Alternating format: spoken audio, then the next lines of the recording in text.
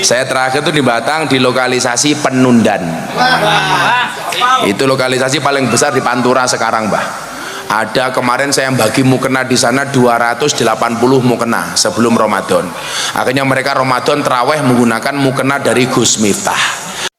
Saya kemarin mengusulkan kepada Pak Prabowo, mbok ada perhatian lebih kepada kiai-kiai kampung.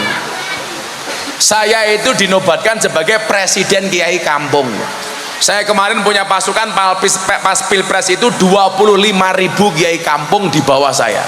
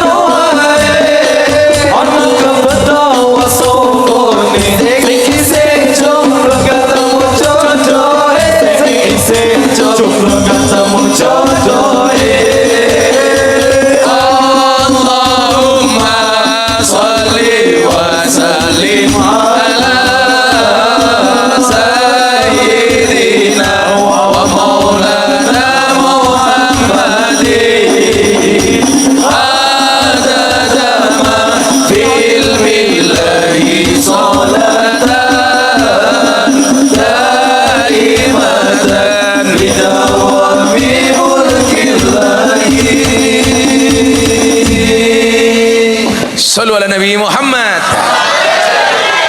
Wis hadroe top. Ya wis hadroe sangoni ado-ado kok Batang. Di dompetku. Ini wit. Sangoni sorry ya. Kiai sugih kok. Kan kiai ini praroro. Jangkar cangkem. Ya wis cah Batang ature sangoni 1 juta. Matur nuwun Gus. Cie kita pengen cie.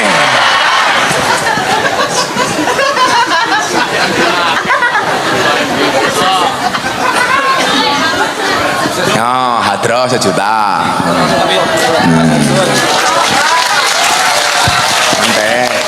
Nanti siapa lagi yang mau dikasih ya nanti. Tanya jawab. Oh, tanya jawab, oke.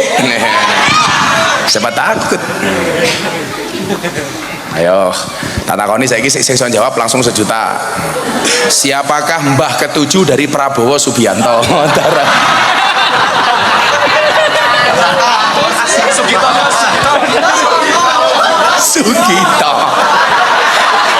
Sugito kurang ajar temen ya. Orang tua Sugito ngawur bae. Ya wis, Mbah Sugito 300.000. Kancane.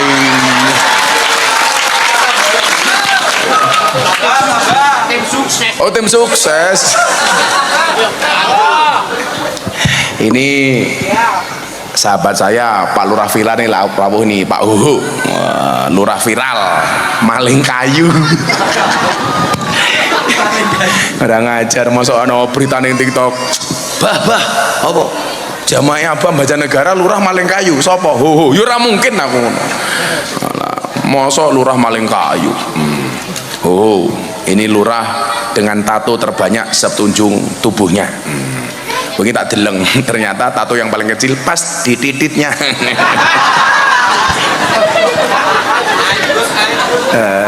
Itu kebanggaan ya.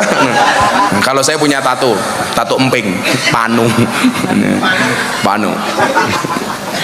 Saya itu sama orang bertato belas gak alergi karena dunia saya yaitu kayak mbak-mbak dari Kalimantan Selatan, Banjarmasin, dadanya ditato Gus Miftah.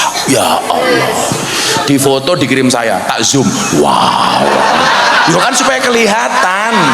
Saya pengen memastikan tulisannya benar Gus Miftah apa enggak.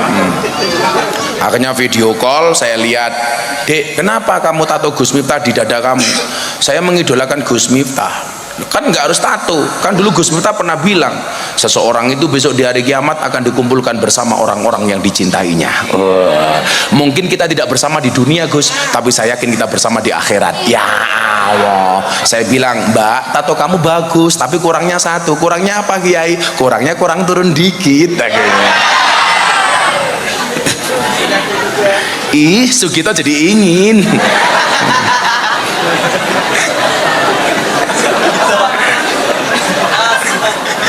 Ya apa-apa, tolong sewu ya apa. Kok tambahi maning. Ya apa-apa, pokoknya saya bawa enak wong menang calonnya. Shallu ala Nabi Muhammad. Kembali ke laptop. Apa dua yang diangkat derajatnya oleh Allah ini? Allah sampaikan di dalam Al-Quran. Bismillahirrahmanirrahim. Bansere semangat temen. Yus bansere sangoni disit. Bansere. Perwakilan Banjarnya sangoni. Hah? Wis tukok rokok belum? Belum. Wah, panitiane kere temen. Masa Banjar tukok rokok ya Banjar 1 juta.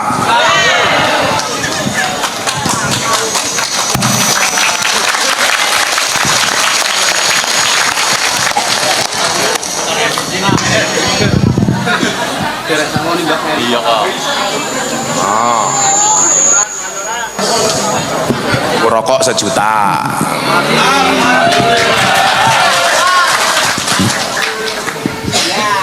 Kalau mau Ramadan gini saya menyiapkan 1000 mukena untuk mbak-mbak PSK. Nah, jadi saya bagi ke lokasi visualisasi. Di sini ada yang mau mukena apa enggak?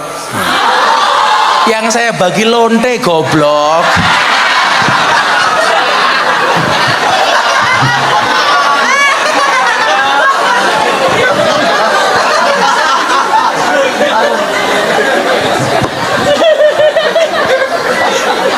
Saya bilang saya bagi untuk PSK malah mau. Kalau mbak-mbaknya mau nggak apa-apa, tapi sebagai mas kawin, cie, siapa yang menikahi? Sugito.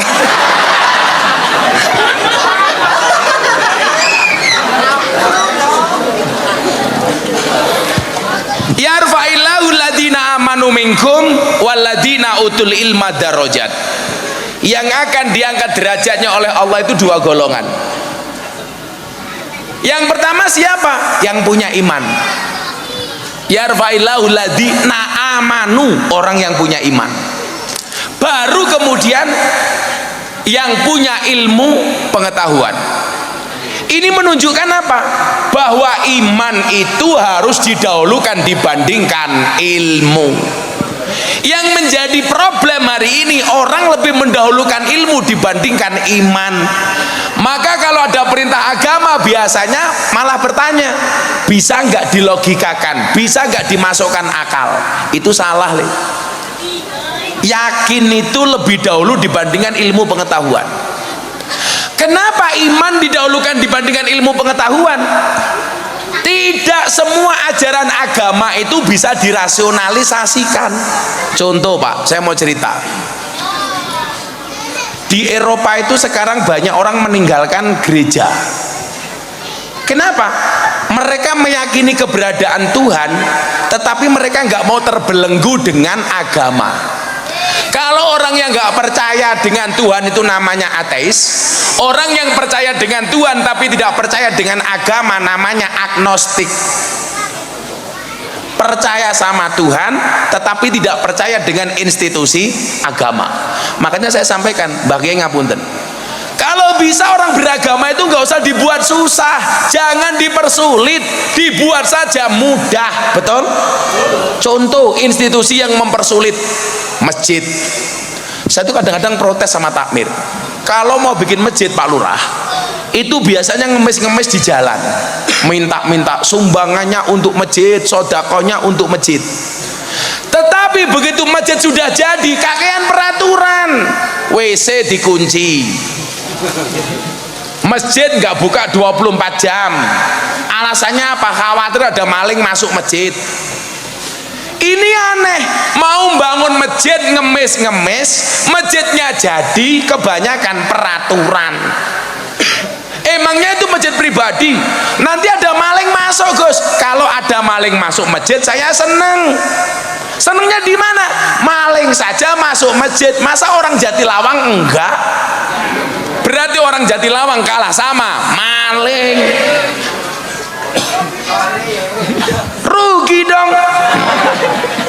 Kayak dulu masjid di Toli, ada anjing masuk masjid, orang protes, dasar anjing. Loh, salah asu di mana? Asu masuk masjid, orang protes, marah. Saya malah bersyukur, itu sindiran.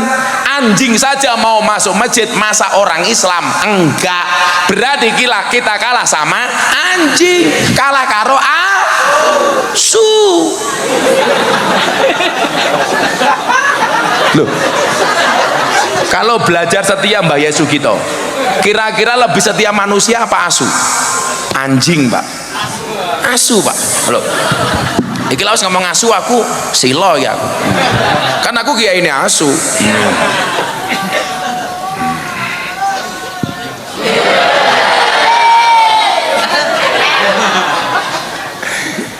Jadi begini, saya itu kadang-kadang hari ini miris orang yang punya ilmu tapi nggak punya iman, atau minimal nggak punya akhlak. Kita tuh kalah sama anjing. Coba belajar setia dari anjing. Ada peribahasa Arab mengatakan begini, At-imil kalba salasa ayamin sayat guru kafi salasi sanawatin. Berikanlah makan kepada anjing 3 hari, dia akan mengingatmu selama 3 tahun. Anjing dikasih makan 3 hari, ingat 3 tahun. Oi, sahabat kaget aku. Anaknya Sugito ya. Oh cucu. Kira apa-apa, bocah cilik seneng pengajian. Ya kayak duit 50.000 kayak. Tuh.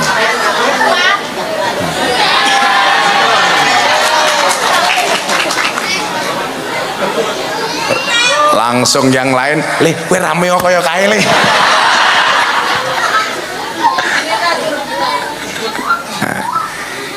Anjing itu dikasih makan 3 hari, dia akan mengingat yang memberikan makan selama 3 tahun.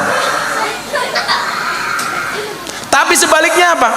Wat iminna salasa sanawatin sayang sakafi salasi ayamin.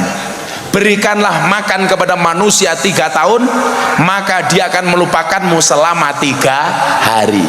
Asu dikasih makan 3 hari, ingat 3 tahun. Manusia dikasih makan 3 tahun, lupa dalam waktu 3 hari.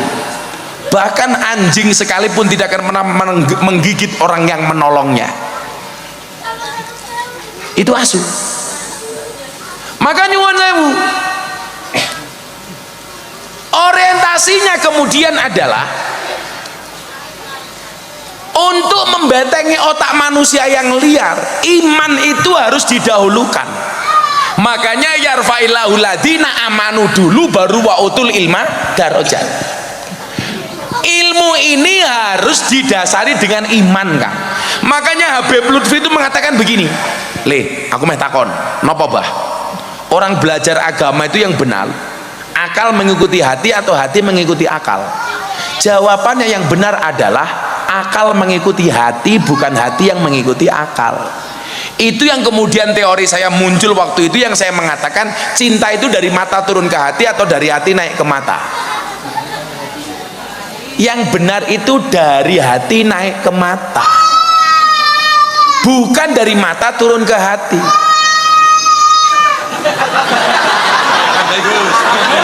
Tak tuapuk duit loh gue.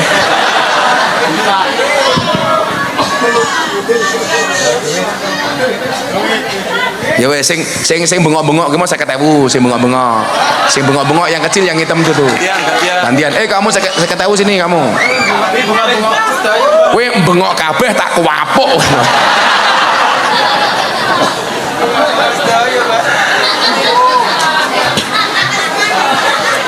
Ini tak kasih tahu ya, Madrasah Diniyah ya, Mbah Gito dan kawan-kawan ya. Di dalam surga itu ada tempat surga yang paling nikmat dan menyenangkan, Bu Lurah, Bu Camat, namanya Darul Faroh. Darul Faroh itu satu tempat di dalam surga yang paling menyenangkan, namanya Darul Faroh. Dar itu artinya rumah, Faroh itu artinya bahagia. Jadi Darul Faroh itu rumah bahagia. Itu satu tempat di dalam surga. Nabi ditanya, wahai Nabi, Darul Faroh itu untuk siapa? Dijawab, yang jelas bukan untuk bancer yang minggat. Sip-sipan. Oh, sip-sipan. Darul Faroh itu untuk siapa? Kata Nabi, Darul Faroh itu surga yang paling indah, yang paling nikmat, yang diperuntukkan untuk siapapun yang membahagiakan anak kecil. Jadilah ono madrasah diniyah kaya ning Jatilawang kuwi, kaya ning Karang Malang kuwi, ibu-ibu kirim makanan ke madrasah diniyah. Anda akan berpotensi mendapatkan tempat di surga namanya Darul Faroh. Makanya kalau saya di rumah di pondok itu, Pak, sore kok ada anak diniyah ngaji, kok di jalan ada bakul bakso, saya panggil, Mas, jualan apa? Bakso. Masih banyak, Gus. Ya sana dijual. Saya bilang begitu. Siap. Bakule bakso jawab, siap. Saya beli baksonya, saya kasih ke anak-anak. Makanya sebenarnya anak-anak rame di masjid itu bagi kita jangan pernah dimarahi, dibina, jangan diusir.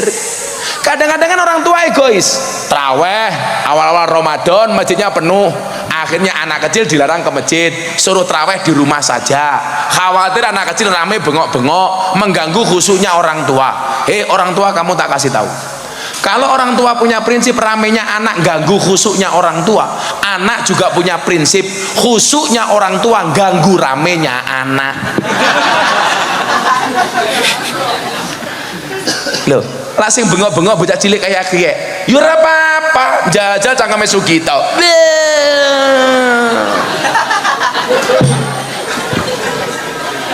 Mbah kita tambahi 50.000, tambahi.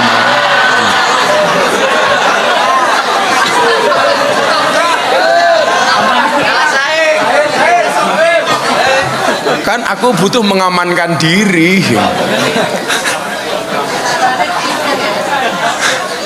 Jadi di dunia ini yang gak boleh dilawan tuh cuma 3. 1, orang punya kuasa. 2, orang punya harta. Atau yang ketiga, orang gila. Nah inilah. Jadi kalau kamu gak mau dilawan, jadilah orang yang berkuasa, berharta, atau orang gila. Edano. Nah, milih lagu wong edan kuwi bebas. Wong edan kuwi bebas, wong edan kuwi bebas, pengen bebas dadi Mbah Gito, dadi wong edan.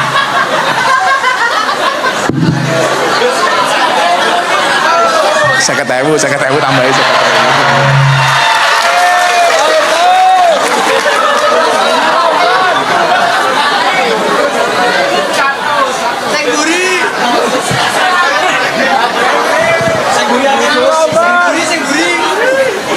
Yang buri banyak, aku sukanya sama Mbak Gito. Shallu ala Nabi Muhammad. Jadi ilmu itu harus dilandasi dengan iman. Nah, dikatakan ad-dinu huwal aqlu la dina liman la aqlalah. Agama itu akal. Lah, akal ini harus dibatasi dengan iman. Makanya kenapa orang yang ngaji, yang belajar itu seharusnya apa? Tidak mempertanyakan tentang zatnya Allah, tapi justru dengan ngajinya dia bisa melihat keakbaran Allah. Yang menjadi soal itu apa? Ketika dia ngaji, semakin dia ngaji merasa semakin pinter. Itu salah. Hakikatnya semakin kita ngaji merasa semakin bodoh, bukan semakin pinter. Kan salah yang kono li. Makanya kemudian merasa ngaji mempertanyakan, kenapa kok seperti itu? Contoh, Isra Mi'raj itu mustahil. Kenapa? Masa Nabi kok sampai jalan ke langit ke-7? Agama itu aneh. Contohnya apa? Masa Nabi Ibrahim dibakar tidak mempan. Kenapa mereka mempertanyakan itu? Karena cukup menggunakan akal, tidak menggunakan hati. Makanya ya pendukung-pendukung capres tak kandhani le. Cintailah calon presidenmu dengan sepenuh hati, bukan dengan sepenuh jiwa. Sehingga kalau calon presidenmu tidak jadi, kamu cukup sakit hati, tidak sampai sakit jiwa. Masuk.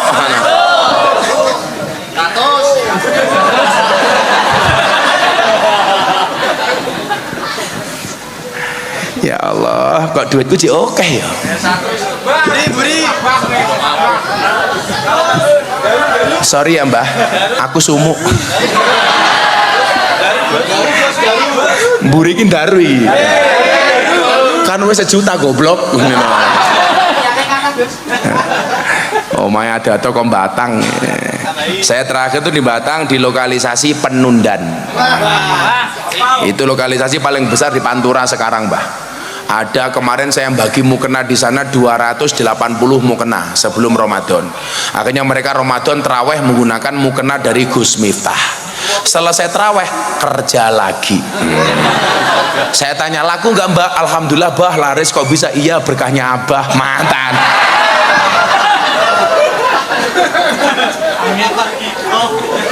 Abah Gito. Ya Allah. Ya nyanyi selawatan gimana sing ditinggal Rabi versi selawatnya Gus Miftah ya, menghibur Mbah Gito ditinggal Rabi karo Bulurah ya. Bulurah tak kayak jimat 1.000 mineral korupsi, jimat Bulurah disimpan. Jimat.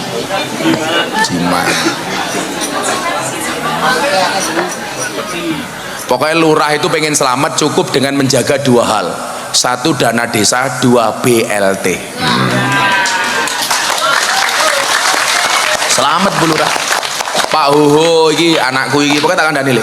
Apa meneh saiki jabatan lurah 8 tahun 2 periode. Wah, berarti 16 tahun. Dadi lurah sak modare takkan Daniel. Kowe nyalon bupati wae Banjarnegara, Taewangi. Kan keren Banjarnegara punya bupati bertato. Iya. Saya kemarin sempat sedih, mantan bupatinya meninggal. Itu teman saya itu, Pak Wingjin itu. Itu orang baik itu. Itu dulu mantan preman, mantan narkobais, jadi orang baik, tobat. Ya orang ikhlas itu. Kalau ada salah dikit ya lumrah lah, tidak ada gading yang tidak retak. Kita doakan saja mudah-mudahan amal baik beliau untuk Banjarnegara diterima oleh Allah. Amin. Siapa tahu besok bupati yang akan datang, lurah viral bertato. Wah. Ini tak kandani ho. Allah itu merahasiakan masa depan agar kita berprasangka baik, berencana yang baik, berusaha yang terbaik, serta bersyukur dan bersabar. Kan gak ada yang tahu. Sekarang jadi Bu Lurah, besok jadi Bu Gito, kan bisa.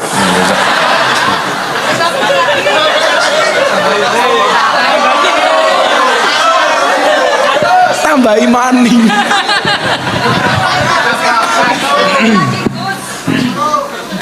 Sabar Mbah Gito, ini adalah ujian. Kita doakan Mbah Gito masuk surga pertama kali, berangkat sebelum sholat subuh. Amin.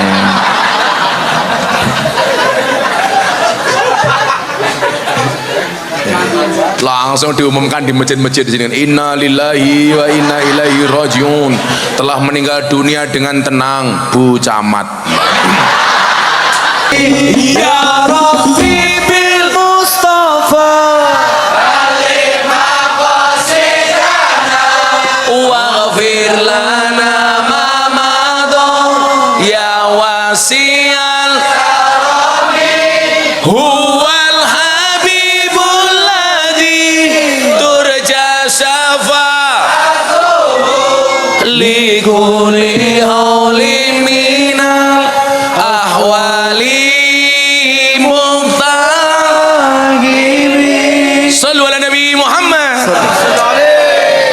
usah nangis mergo wong wedok. Tak kandhani. Lelaki yang menangis karenamu mungkin dia mencintaimu, tetapi lelaki yang menangis karena dosa dia adalah imam yang baik untukmu. Oh, siapakah dia? Mbah Gito. Hudan. Nah, tadi peraturan dari panitia pengajian udan bubar. Jadi begitu peraturannya.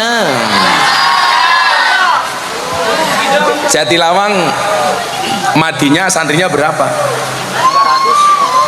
Masa 560 berapa? Keren banget sampai 500.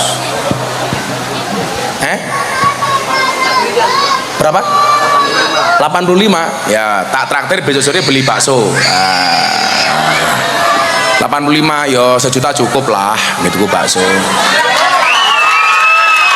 Santrinya ini yaudah 1.500.000.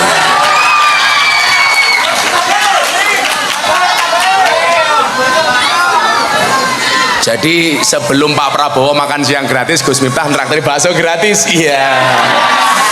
Ya ini Prabowo dilawan.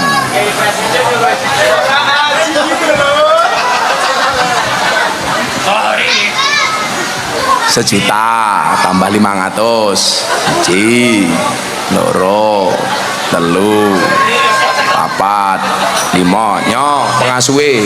Besok anak-anak dinia semuanya ditraktir bakso. Nah, siapa pengasuhnya? Gitu bakso anak-anak ya.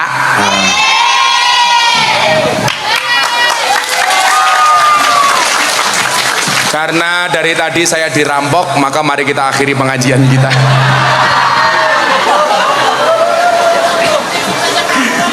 Ya Allah.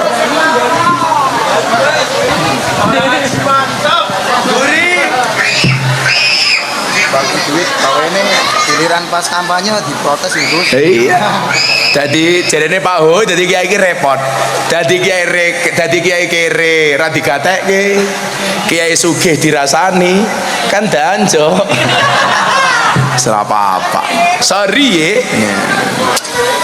Woi, cah nom-nom kayak kudanan ra apa. Sing tak kono kuwi sing kudanan tetok kae bakso 200.000 nya kae. Oh, cah nom-nom kalau gelem pengajian seneng aku. Sana itu tuku bakso cah kono kuwi. Kono kae. Kono tuku bakso.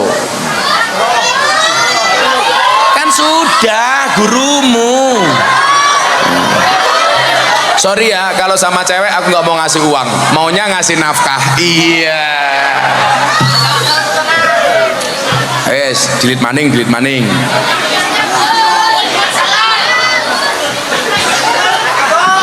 Sallu ala Nabi Muhammad.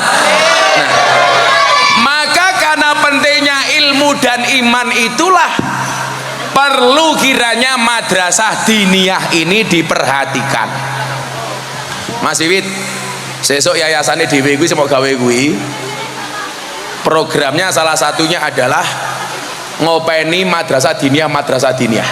Umpamane enggak duwe Quran tukoke Quran. Mau Ramadan butuh sarung umpamane goleke sarung. Saya punya yayasan sama Mas Wiwit ini. Mas Wiwit ini sudah ikrar separuh harta kekayaannya untuk disumbangkan ke yayasan. Jadi saya pengen besok bondone manfaat Wit. Jadi gitu aja, nggak usah aneh-aneh lah. Oh, kono bangun masjid butuh kubah umpamane, sumbang kubah. Milo, saya itu kok pengen kaya tambah kaya itu bukan untuk saya nikmati sendiri Bu Lurah, supaya semakin banyak berbagi. Kok Gus Miftah bagi-bagi uang? Iya, kalau bagi-bagi uang itu aku, kalau bagi-bagi masalah itu suamimu. Iya. Siapa? Ya Sugito.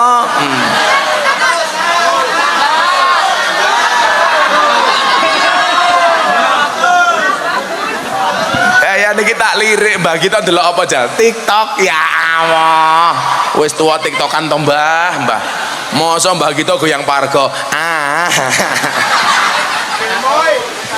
goyang gemoy. Nah, revitalisasi madrasah diniyah. Jadi itu loh Bu Lurah, kita itu kadang-kadang kurang perhatian terhadap lembaga-lembaga pendidikan seperti madrasah diniyah. Makanya kemudian saya kemarin mengusulkan kepada Pak Prabowo, mbok ada perhatian lebih kepada kiai-kiai kampung. Saya itu dinobatkan sebagai presiden Kiai Kampung. Saya kemarin punya pasukan pas pilpres itu 25.000 Kiai Kampung di bawah saya. Saya kasih santunan sesuai apa yang saya mampu. Maksud saya apa? Ini ke depan Pak Ul, aku jadi bupati nih Banjarnegara. Koyong Mbah Kayim, itu harus ada perhatian. Minimal lah kalau lebaran itu dikasih bingkisan. Itu kan orang paling ikhlas sedunia ya, Mbah Kayim itu. Jam berapapun ada orang mati, langsung dibungkus. Nggak mungkin jam 2 malam ada mbah ada orang mati, besok siang baik, orang mungkin. Tapi kita itu selalu menghina Mbah Kayim. Coba buktinya apa? Mbah Gito kalau duwe mantu polisi senengnya orang umum. Mantunya siapa? Polisi. Mantunya siapa? Tentara. Mantunya siapa? Camat. Begitu takoni mantunya siapa? Kayim. Padahal polisi mati yang bungkus siapa? Kayim. Tentara mati yang bungkus siapa? Kayim. Bu camat mati yang bungkus siapa? Kayim. Bu lurah mati yang bungkus siapa? Kayim. Kayim mati bungkus dewek.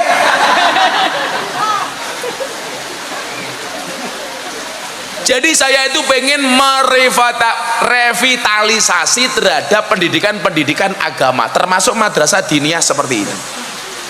Coba Anda lihat, kalau sekolah itu bayarnya mahal-mahal, tapi kalau madrasah diniyah di mana-mana gratisan.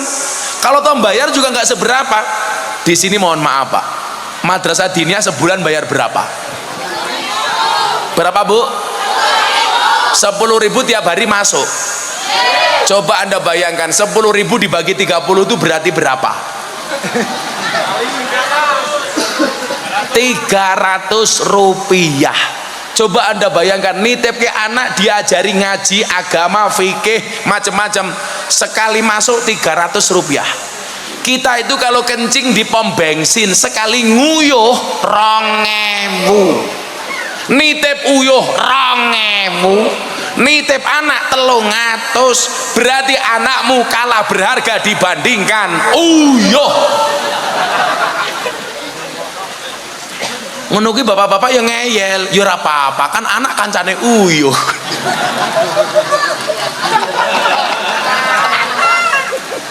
Saya kemarin malu Mbak Gito, kencing di hotel di Jakarta, ternyata saya salah masuk toilet perempuan, tapi nggak ada orang. Begitu saya selesai kencing, saya keluar, ada ibu-ibu masuk.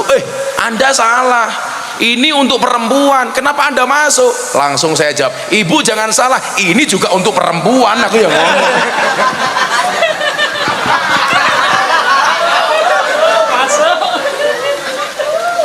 Saya sebenarnya awalnya curiga karena nggak ada tempat kencingnya. Kalau laki-laki kan di hotel ke tempat kencingnya berdiri, saya itu jarang kencing berdiri, saya mesti nyari toilet duduk, karena bagi saya kencing berdiri itu risih.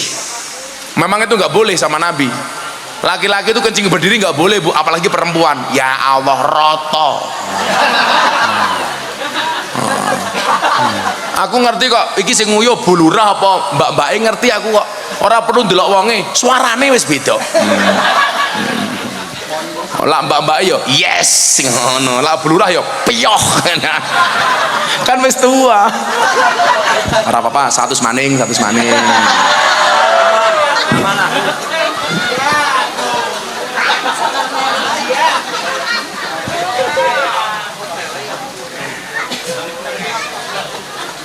Saya itu di toilet saja saya punya etika. Mas Wiwit, saya itu kalau ke toilet pasti bawa tisu. Pak Kapolsek kita kandani. Saya itu punya kesadaran bareng-bareng. Toilet umum itu fasilitas publik. Mbok yo ayo dijaga kebersihannya bareng-bareng. Saya itu paling nggak suka kalau masuk toilet kotor, keluar kotor. Kalau saya itu masuk toilet kotor harus saya bersihkan, saya keluar harus bersih. Makanya kenapa saya mesti bawa tisu? Coba kalau semua orang punya mindset kayak saya, meninggalkan toilet harus dalam keadaan bersih, kering. Artinya apa? Setelah kita pakai disiram kemudian dibersihkan, sehingga orang masuk sudah dalam keadaan bersih, nyaman. Kan kita itu kadang-kadang semena-mena kencing di toilet umum nggak bisa menjaga kebersihannya Bu Camat biasanya. Kadang-kadang kencing tahu itu water closet, kencingnya berdiri, yuwe sak gon-gon, itu ra pantes. Kuwi jenenge menungsa apa asu. Kalau saya Bu nyuwun sewu, Saya itu di rumah apa dilayani sama santri, kalau pergi bawa ajudan, bawa siapa-siapa. Tapi kalau di toilet itu pintu klosetnya pasti saya bersihkan ketika saya tinggal. Karena saya merasa main saja begini, saya kalau masuk toilet kotor saya nggak nyaman. Jangan sampai orang masuk toilet setelah saya tidak nyaman gara-gara toiletnya kotor. Kok itu toh, santri saya itu kalau bikin kopi kok jebres-jebres saya marahi. Harus dibersihkan dulu. Nggak boleh, itu harus dimulai dari hal kecil. Makanya saya itu selalu kerok kumis, karena saya itu nggak seneng karo kumis cerongot kayak Mbak Gito, aku zizi gitu.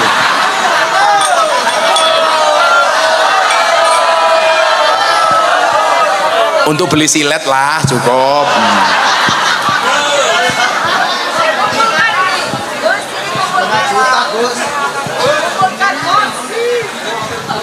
Malah karo Mbak Gito duitnya ditumpuk kayak wong main.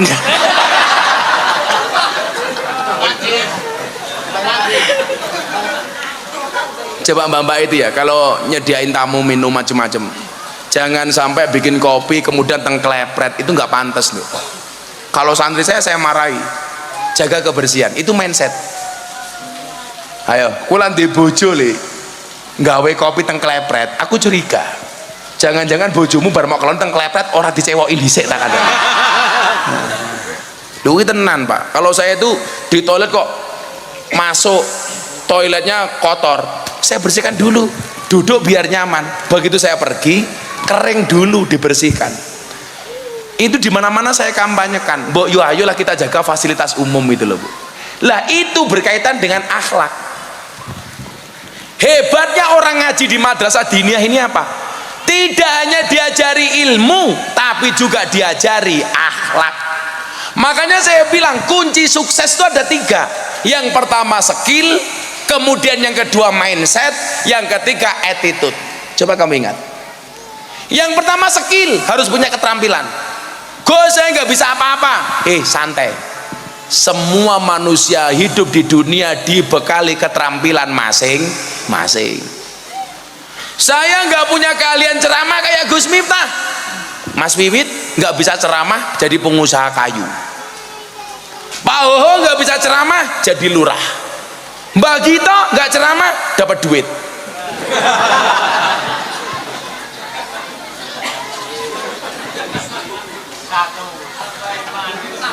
Masa tambahin maning? Ya inyong bangkrut ya. Itu yang bawa gambarnya Gus Miftah tadi siapa? Kamu nya 1.000 dibagi karo kanca-kancane gitu ku permen. Dibagi sama teman-temannya itu, ditraktir temannya ya. Dibelikan apa kak? Telek goreng kayak apa-apa. Pokoknya maksud saya adalah ayo Anda yang menitipkan anaknya di pondok pesantren, di madrasah diniyah, nggak usah insecure. Gus Miftah ini produk madrasah diniyah, bisa melahirkan orang seperti Gus Miftah yang menjadi langganan pengajian di Istana Negara, biasa diundang sama pejabat.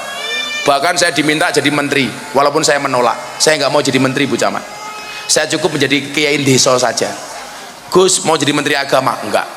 Lagian saya merasa nggak pantas. Masuk menteri agama kok gondrong? Iya, kan nggak pantas. Masuk menteri agama kok soboning penundan? Iya, kan nggak pantas. Mendingan kayak gini saja. Lagian kalau saya jadi menteri agama yang seneng orang Banjarnegara, pengajian gratis tok. Masa Pak Menteri amplopan kira pantas? Rugi dong, nah bener ya. Makanya santri nggak usah khawatir. Santri kalah rupo menang dupo, kalah pangkat menang tirakat, kalah duit menang wirid, kalah kabeh ngaji meneh. Wah, ngono santri yo. Ya Mbah yo. Wong cangkeme nyong jewek satu siapa? Wong sing ngomong cangkeme dewek 100. Dan orang-orang yang berada di madrasah diniyah ini biasanya cara beragamanya menyenangkan. Karena madrasah diniyah itu rata-rata dikelola oleh orang ahlu sunnah wal jamaah. Makanya biasanya santrinya santri yang menyenangkan. Maka saya bilang kesenangan bisa dibeli, tapi orang menyenangkan susah dicari. Ya, siapa? Aku. Lah kaya Mbak Gito iki. Oke kancane. Wis, mbah kita 5 juta tulisannya tok.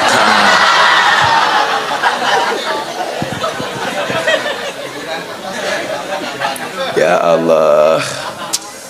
Ya wis, udah jam 12 sampai saya. Ini duitnya masih sisa, gitu tuku bakso panitia malam hari ini. Siapa ketua panitianya? Ya kono nggak tuku bakso. Tuh panitia. Yes. Apa? Top FF. Mau top up FF. Saya harus jalan ke Cilacap. Kita berdoa bersama-sama, mudah-mudahan madrasah diniyah ini senantiasa istiqomah, melahirkan generasi yang dzurriatan thayyibah. Amin. Bismillahirrahmanirrahim. Allahumma sholli ala sayyidina Muhammad wa ala ali sayyidina Muhammad walhamdulillahi rabbil alamin. Allahumma ja'alna wa auladana wa talamidana ya Allah min ahlil ilmi wa ahlil Qur'an, min ahli dzikri war riyadhah, min ahli ibadati wa ahlil khair, wa la taj'alna wa iyyahum min ahli syarri wad dhair, innaka ala kulli syai'in qadir, walhamdulillahi rabbil alamin. Sedaya panitia matur nuwun. Assalamualaikum warahmatullahi wabarakatuh.